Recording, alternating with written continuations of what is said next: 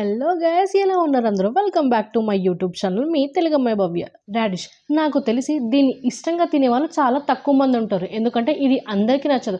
కానీ నేను ఇప్పుడు చూపించే విధంగా మీరు ఒకసారి ఫ్రై చేశారనుకోండి, చపాతీలో కానీ అన్నంలో కానీ సూపర్గా ఉంటుంది. ముందుగా ఒక ప్యాన్ అనేది పెట్టుకొని ఒక 2 స్పూన్ల ఆయిల్ అనేది దాంట్లో వేసుకోవాలి. ఆయిల్ కొంచెం మరిగాక చిన్న చిన్న పీసుగా కట్ చేసుకున్న రాడిష్ అనేది దీంట్లో యాడ్ చేసుకోవాలి.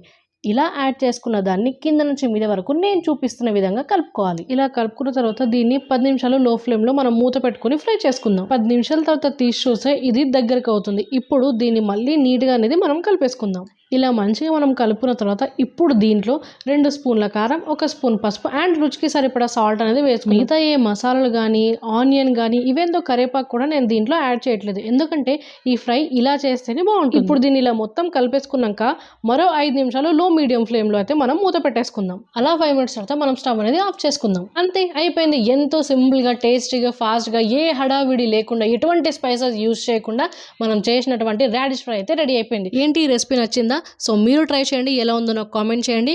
ఇలాంటి మరిన్ని వీడియోస్ గురించి నా ఛానల్ని సబ్స్క్రైబ్ చేసుకోండి. మీ తెలుగమ్మాయి భవ్య.